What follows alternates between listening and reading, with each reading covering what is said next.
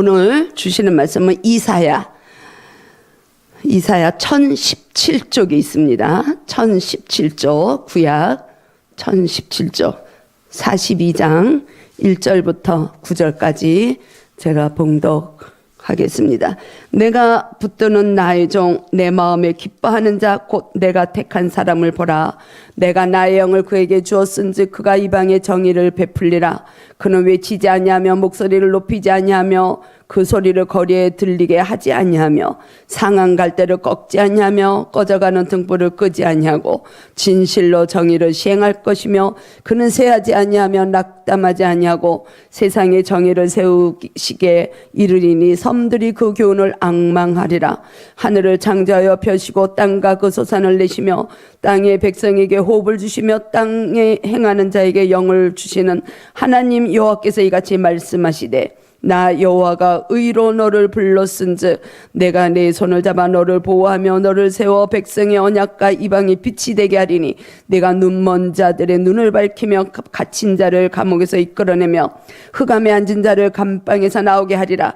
나는 여호와이니 이는 내 이름이라. 나는 내 영광을 다른 자에게 내 찬송을 우상에게 주지 아니하리라. 보라, 전에 예언한 일이 이미 이루어졌느니라. 이제 내가 새 일을 알리노라. 그 일이 시작되기 전에라도 너에게 이르노라. 아멘.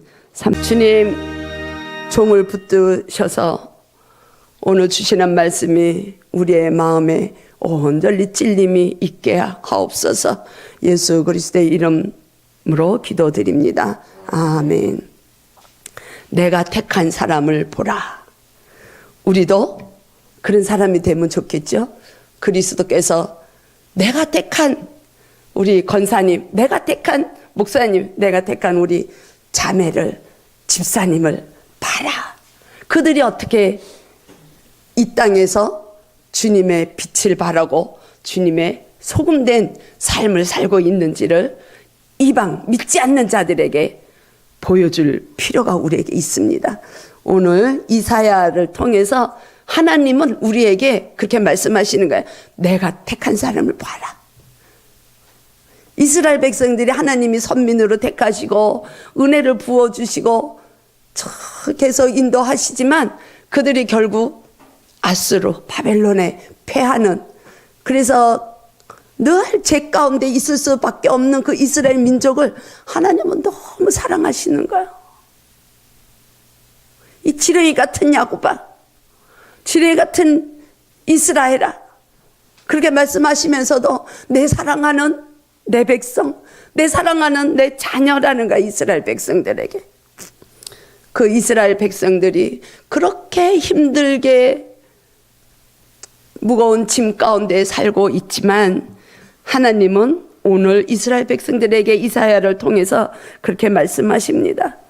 내가 붙드는 나의 종, 내 마음에 기뻐하는 자, 곧 내가 택한 사람을 보라. 내가 나의 영을 그에게 주었은즉 그가 이방의 정의를 베풀리라. 1절에서 그렇게 말씀하시는 거예요. 하나님은 그 이스라엘 백성들을 살리시고 더 나아가 이방의 온 인류를 구원하실 메시아를 보내시는 거예요. 그렇게 작정하시는 거예요. 하나님의 섭리 가운데. 그래서 우리가 지금 아기 예수님을 기다리고 있는 시간인 것이죠. 그 하나님의 사랑이 오늘 우리에게도 끼쳐지는 거예요. 구원의 백성이 된 것이죠. 또 우리들을 통해서 믿지 않는 자들이 우리를 보면서 그들이 하나님을 알 수 있는, 그리스도를 알 수 있는 저희들의 통로가 되어야 되는 거예요. 우리도 똑같이 그리스도의 영이 우리에게 조금만 입혀질 때 우리는 믿지 않는 자들의 이 사회를 위해서, 나의 가족을 위해서, 나의 삶 속에서 우리는 정의와 공의를 베풀면서 살아나갈 수 있는 인생이 될 줄로 믿습니다. 하나님께서는 그 택한 자 기뻐하신다는 것입니다. 저와 여러분은 주님이 보실 때 기뻐하는 자가 되기를 축복합니다. 우리들에게 그렇게 성령으로 충만하게 하시는 거예요. 그리스도에게, 메시아에게 우리를 구원하실 그 구세주를 하나님이 택하셔서 기뻐하시는 것처럼 우리가 날마다 주님 때문에 오늘도 기뻐하고 평안한 삶을 누릴 수 있는 은혜가 임한 줄로 믿습니다. 마태복음에서 보면, 마태복음 3장 16절 17절에 보면 예수님이 세례 요한에게 세례받는 장면이 나옵니다. 그때 세례받고 물로 올라오실 때 하늘에서 하늘문이 열렸어요. 그래서 성령님의 그 비둘기 같이 임재하시고 하늘에서 어떤 소리가 들렸느냐? 내 사랑하는 아들이라 그랬어요.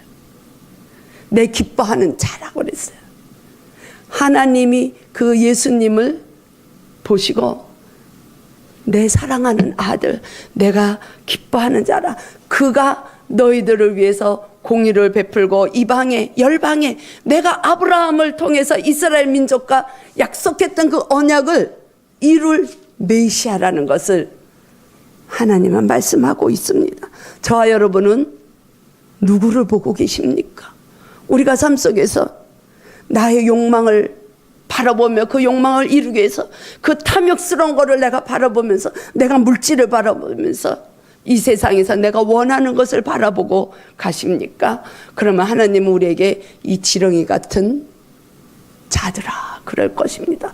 패역한 자들아, 믿음이 없는 자들아, 이렇게 말씀하실 것입니다. 그러나 우리가 온전히 믿음의 주여, 온전하게 하시는 인 예수를 바라보라. 히브리서 기자가 말씀하신 것처럼 우리가 예수님을 바라보고 갈 때, 우리가 예수님만을 주목할 때, 예수님과의 관계가 회복될 때 우리의 삶은 주님을 닮아갈 수가 있고 주님의 그 성품이 우리에게 입혀져서 우리는 하나님이 보실 때 기뻐하는 나의 사랑하는 딸아, 나의 기뻐하는 아들아, 하나님은 그렇게 말씀하시는 거예요. 스가랴서를 봐도 하나님은 그 이스라엘 백성들의 그 구원이 임한 걸 보고 너무 기뻐하시는 게 나오는 거예요. 우리가 주님을 바라보고 주님 뜻대로 살아나가고 주님의 말씀대로 우리가 인도받아서 주님과 동행하는 삶을 살아나갈 때 주님은 우리들의 삶을 통해서, 우리의 영혼의 삶을 통해서 쳐다보시면서 기뻐하시는 줄로 믿습니다. 성경에 그렇게 되어 있는 거. 그러니까 우리는 성경을 그냥 말씀으로 내 것으로 받아들이고 나가면 우리가 이 삶 속에서 어떠한 어려움이 올지라도, 고난이 올지라도 우리는 기쁨으로 그거를 받아들이고 그거를 이겨나갈 수 있는 우리들의 주님의 사랑하는 그 권능자가 될 줄로 믿습니다. 예수 그리스도가 저와 여러분들 사랑하는 자, 하나님의 사랑하는 자를 위해서 이 땅에 오신 것이에요. 십자가의 고난을 기쁨으로 받으신 거예요. 하나님이신데 이 땅에 왜 저와 여러분들 또 온 인류를 구원하시려고 하나님은 내가 택한 한 사람을, 내가 기뻐하는 한 자를 내려보내시는 거야. 하늘에서부터.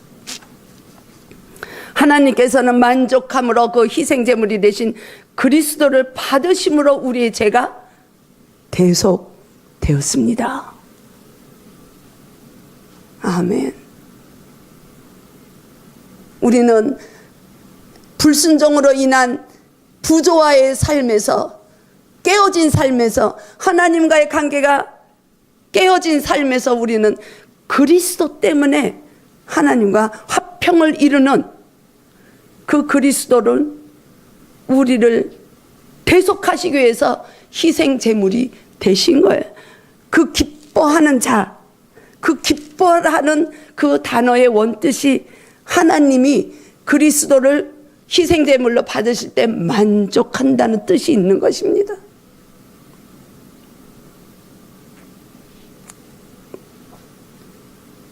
그 하나님이 보내신 메시아가 어떤 분이십니까? 2절 3절에 그분은 목소리를 높이지 아니하시는 분이에요. 외치지 아니하고 목소리를 높이지 아니하고 그 소리를 거리에 들리게 하지 아니하시는 분, 겸손한 인격자, 온유하시고 긍휼이 많으신 분, 성품이 거기에 나와 있는 거야. 그분은 상한 갈대를 꺾지 않으게 하시고 꺼져가는 등불을 다시 밝혀주시는 분으로 이 땅에 오시는 것입니다. 그리스도는 겸손과 온유하심으로 이 땅에 오셨어요. 나는 겸손하다. 마태복음에서 직접 말씀하셨어요. 그러니까 나를 배우라는 거야. 나의 멍에를 지고 배우라는 거야. 나는 온유한 자니. 바울은 빌립보서를 통해서 빌립보 교회에 편지하면서 그렇게 말씀합니다. 그리스도가 누구시냐? 예수님이 누구시냐? 빌립보서 2장 6절에서 8절까지 보면 그분은 원래 하나님과 동등한 본체라는 거예요. 하나님의 본체, 하나님이신 거예요. 그분이 요한복음 1장 3절에 보면 만물이 다 그의 손으로 만들어진 게 없다고 그렇게 요한은 말씀을 합니다. 그것도 말씀 하나로. 말씀 하나로 이 만물을 다 지으신 하나님. 그런데 그 하나님은, 예수님은 그걸 다 버리시는 거예요. 본체를 버리시는 거예요. 그리고 인간의 몸으로, 인간의 죄의 형상으로 이 땅에 오셔서 우리와 같이 되시는 거예요. 다 비워버리는 거예요. 다 버리는 거예요. 자신을 다 버린 거예요. 자기를 비워 종의 형체를 가지고 사람들과 같이 되셨고 사람의 모양으로 나타나셔서 자기를 낮추시고 죽기까지 복종하셨으니 그 십자가에 죽으십니다. 이 땅에 모든 걸 다 버리신 거예요. 베들레헴에 오시기 전까지는 완전히 신적인 존재이신 그분이 우리를 대속시키시기 위해서 다 버리고 이 땅에 오시는 거예요. 다 버리시는 거예요. 낮아지시는 거예요. 근데 끝까지 순종하시는 거죠. 하나님의 뜻에 순종하시는 거예요. 근데 그것도 부족해서 죽으시는 거예요. 결국에는 십자가에서 죽으시는 거예요. 하나님이신데 하나님이 저와 여러분 살리시려고 십자가를 지시는 거예요. 이때 로마 시대 이 십자가는 너무 처참한 거예요. 최하위의 악한 죄인들을 십자가에 처형할 때 옷을 다 벗기고 알몸으로 만인이 보는 앞에서 다 처형을 하는 거야. 얼마나 비참하고 얼마나 숨을 당하고 침을 뱉고 조롱하고 때에 매맞고 예수님은 그걸 다 감내하시면서 십자가를 기쁜 마음으로 지시는 희생 제물이 되셨다는 것입니다. 왜? 저와 여러분 때문에 그런 것이죠. 그렇기 때문에 우리가 이 땅에 살아나갈 때 우리도 그 주님의 마음을 우리가 닮아서 가는 것이 온전케 하시는 주님을 바라보는 그런 삶이 되는 줄로 믿습니다. 미국의 맥셀 몰츠라는 성형외과 의사가 계셨습니다. 박사인데 어느 날 그분한테 한 부인이 찾아왔어요. 찾아와서 자기의 이야기를 하는 거예요. 우리 남편이 화재를 당해서 이 화상으로 얼굴이 너무 그냥 흉하고 일그러져서 있는데 이 남편이 자기 불난 그곳에 자기 부모들이 함께 계셨다는 것이에요. 그런데 그 부모들이 끝내 구해지지가 않았어요.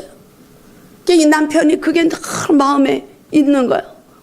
부모들을 구해내지 못한 그 자기의 죄책감 때문에 그냥 아무도 만나지도 않고 공적 행사에 나타나지도 않고 완전히 자기 혼자 갇혀있는 삶을 사는 거예요.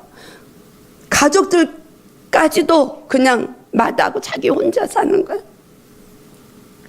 그리고 상담을 하니까 이 의사가 부인한테 그렇게 얘기했어요. 당신의 남편 얼굴은 원상으로 회복시켜 줄 수가 있습니다. 그렇게 이야기를 하는 거예요. 근데 뜻밖의 이 부인은 그 의사 몰수 박사에게 그렇게 얘기를 하는 거예요. 나는 우리 남편이 얼굴이 다시 회복되는 거 원치 않습니다. 내 얼굴을 그렇게 만들어 주세요. 저는 이 글을 보면서 야, 사람인데도 이럴 수가 있구나 하는, 그 부인은 내 얼굴을 그렇게 흉악하게 만들어 달라는, 내 얼굴을 훼손시켜 달라는 거예요.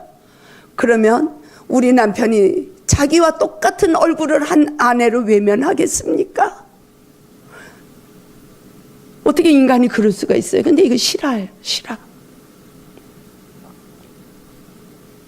그래서 의사가 그렇게 했을까요? 그 제안을 거절했어요. 그리고 그 부인과 남편을 찾아갔어요. 내 남편 문을 안 열어주는 거예요. 내가 누구라고, 내가 어떤 사람이라고, 당신의 얼굴은 정상적으로 회복될 수가 있다고 설득을 시켜도 안 되는 거예요. 문을 안 여는 거예요. 이 의사가 바깥에서, 문 밖에서 그 남편 대고 소리를 치는 거예요. 당신 부인이 나한테 찾아와서 당신 얼굴처럼 만들어주지 않으면 안 된다고 제안하길래 내가 그거는 들어줄 수가 없고 당신 얼굴을 회복시키려고 내가 여기 왔다고. 그 부인의 사랑에 이 남편이 문을 빼꼼히 열더라는 것이에요.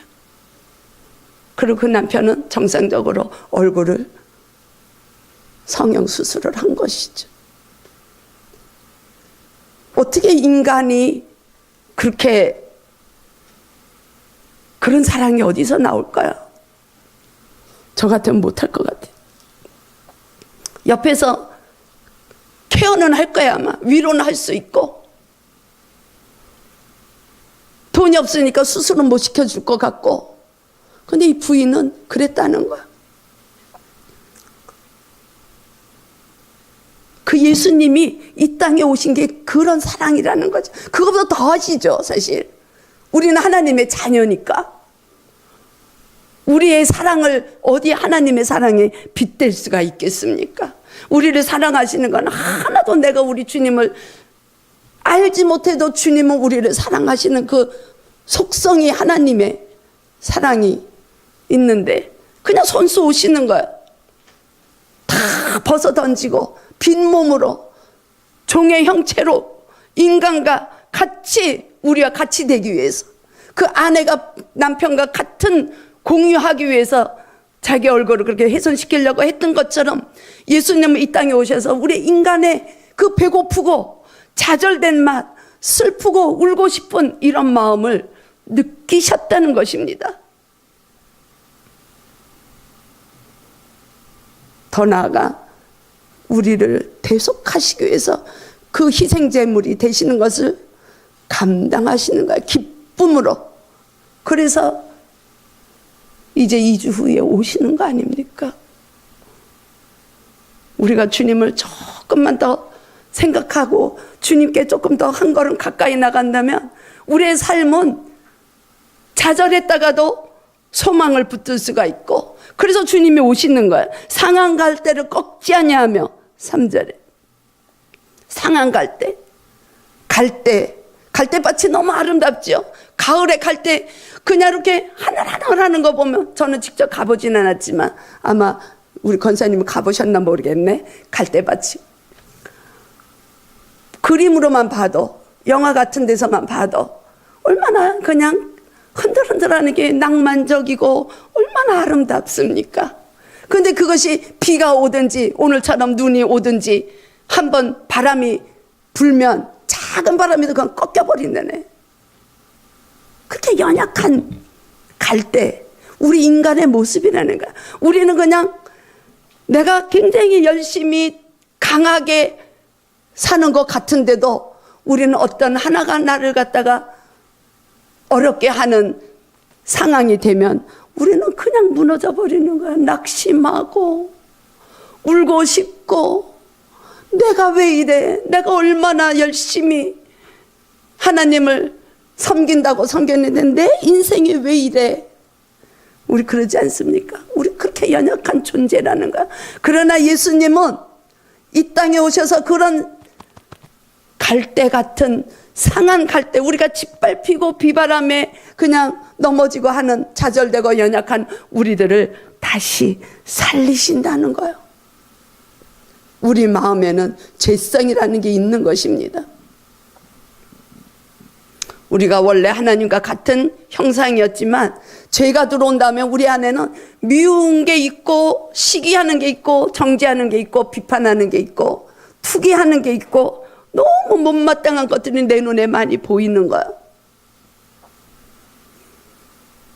내가 그렇게 살고 있는데도, 남들은 나를 다 그렇게 생각하는데도 내 자신은 몰라요. 나는 항상 선하고 의롭게 살아간다고 우리는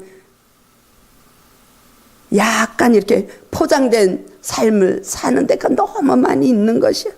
그러나 주님은 그런 연약한 우리의 마음을 버리지 않으시는 거예요. 꺾지 않으시는 거예요. 우리를 다시 고치시는 거예요. 우리를 회복시켜 주시는 거예요. 그걸 약속하고 계시는 것입니다. 아멘.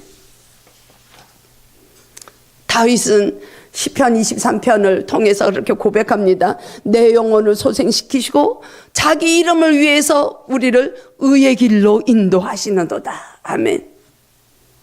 우리 주님을 찬양합니다. 우리를 선하게 하시려고 하는 것, 우리를 의롭게 하시려고 하는 것은 우리의 영혼을 소생시키시고 우리가 기쁜 삶을 살게 하시는 것은 하나님이 의로움을 받으시기 위해서, 하나님의 영광을 받으시기 위해서 우리를 그렇게 인도하신다는 거예요. 죄로 망가진 우리들을 우리가 안타까움으로 주님은 우리를 바라보시는 거예요. 궁유를 베푸시고 주님의 사랑으로 우리를 감싸주시는 줄로 믿습니다. 우리를 고치시는 거예요. 우리의 심령을 새롭게. 오늘도 새로운 피조물로 주님은 저희들을 찾아오셔서 만지시는 줄로 믿습니다. 그래서 또 한 주간 주님의 사람으로 주님과 함께 동행하는 삶으로 인도하시는 주님인 줄 믿습니다. 아멘. 꺼져가는 등불이 무엇이에요? 등불이 꺼져버리면 깜깜한 거죠. 깜깜해. 우리의 인생에 그 어둠에 갇힐 때 악으로부터 오는 그 우리가 물리치지 못하고 영적 싸움에서 우리가 이기지 못하고 어둠에 갇혀서 우울증이 오고 불안해하고 공황장애 가고 이런 삶이 다 어둠에 갇히는 삶이에요. 편안하지 못한 거는 다 어둠의 삶이에요. 그런 삶, 우리의 그런 모습을 주님은 새롭게 소망을 주신다는 거예요. 우리에게. 그래서 불이 꺼지지 않도록 주님을 바라볼 때 우리는 더 이상 소망이 없을 것 같은 우리들을 소생할 수 있는 능력을 허락하시는 분이 그리스도라는 거예요. 구세주라는 거예요. 우리를 치료해 주시는 것이죠. 우리가 많은 자들이, 특히 연예인들이 잘 나가다가 인기 떨어지면 우울증이 오고 공황장애가 오고 자살하는 경우도 우리가 보지 않나요? 우리 믿는 자들은 주님 때문에 우리는 소망이 있는 줄로 믿습니다. 소생할 수 있는 능력을 우리에게 부어주시는 분, 우리를 치유시켜 주시는 분, 회복시켜 주시는 그분은 7절에서 눈먼 자들의 눈을 밝히고 갇힌 자를 감옥에서 이끌어내고 흑암에 앉은 자를 감방에서 나오게 하리라. 아멘. 누가복음에서도 그렇게 이야기합니다. 주의 성령이 내게 임하였으니 가난한 자에게 복음을 전하게 하기 위해서 내게 기름을 부으시고, 하나님이 우리 그리스도를 보내셔서 포로된 자, 우리들에게 자유를 주시고 눈먼 자 다시 보게 하시는 그 일을, 그런 정의를, 그런 공의를, 그런 사랑을 베푸시는 분을 하나님은 그리스도를 부르시는 이유가 되는 것입니다. 우리가 사마리아 여인도 잘 알잖아요. 사마리아 여인도 그런 케이스죠. 진정한 주님을 만남으로 나의 구원자이십니다 고백하는 우물가의 여인처럼 우리도 한 주간 살아나갈 때 주님 나의 영적 눈이 뜨여지게 하옵소서. 우리가 눈을 뜨고 있다고 해서 물론 예수님은 이 땅에서 사역하시면서 육신적으로 눈이 먼저도 눈을 뜨게 하셨지만 영적으로 눈이 열려 있지 않는 자들도 회복시켜 주셨어요. 예수님이 부활하시고 엠마오로 내려가는 그 두 제자를 만났을 때 예수님이 누군지 몰랐어요. 제자들이 누군지 몰랐지만 예수님이 함께 그 집에 가서 동행하고 저녁 먹고 그 성만찬을 하면서 그들을 눈을 영적 눈이 열려지게 한 거예요. 그래서 그들이 그분이 우리와 함께 왔던 그분이 그리스도였구나, 예수님이었구나. 그 예수님이, 그 그리스도가, 그 주님이 오늘 저와 여러분들의 그 영적인 눈을 열어주셔서 우리가 말씀을 볼 때 말씀이 내게 읽혀지게 하시고 찬양을 할 때 주님의 음성이 나에게 들려지게 하시고 우리가 기도할 때 성령님이 깨닫게 하시는 그 깨달음을 우리가 깨닫고 그럴 때 우리가 깨달을 때 우리의 삶은 새롭게 변화되더라고요. 우리가 지식은 너무 많아요. 바리새인들, 유대인들은 지식이 너무 많아요. 우리는 그들의 율법을 따라갈 수가 없어요. 지킬 수가 없어요. 우리는 그들은 하나님의 계명을 어려서부터 말씀을 계속 말씀으로 교육을 하는 거예요. 그래서 그들이 뛰어난 민족이잖아요. 노벨상도 많이 타고 머리가 좋은 유대인들이잖아요. 그러나 유대인들이 그리스도를 알지 못하면 영적 눈이 가려져 있기 때문에 그런 거예요. 귀가 닫혀져 있기 때문에 그런 것입니다. 6절에서도 보면 그래서 나 여호와가 의로운 너를 불러서 내가 네 손을 잡아 너를 보호하고 너를 세워 백성의 언약과 이방의 빛이 되게 하리니. 그래서 그리스도를 이 땅에 보내셨지만 그리스도가 우리가 나의 구세주, 나의 삶의 주인이라고 고백하는 하나님의 백성이 된 저와 여러분도 이 땅에서 살아나갈 때 이방인들에게, 믿지 않는 자들에게 그 빛을 비추는 삶이 되기를 축복합니다. 주님이 왜 이 땅에 오셨습니까? 저와 여러분을 위해서 오신 주님, 어떻게 우리가 영광을 올려드리고 주님은 오로지 아버지의 영광만을 위해서 이 땅에 계셨어요. 아버지와 하나가 되기 위해서 이 땅에 계셨어요. 아버지 뜻에는 그냥 순종밖에 없었어요. 예수님의 삶은 겸손하신 마음으로, 온유하신 마음으로, 긍휼이 많으신 하나님으로. 우리도 한 주간 주님의 그 성품을, 주님의 마음을 우리가 본받고 어떻게 하면 우리가 주님의 영광을 올려드리는 삶이 될 수 있을까? 우리가 묵상하며 주님과 동행하는 한 주간이 될 수 있기를 주님의 이름으로 축복합니다. 주님 감사합니다.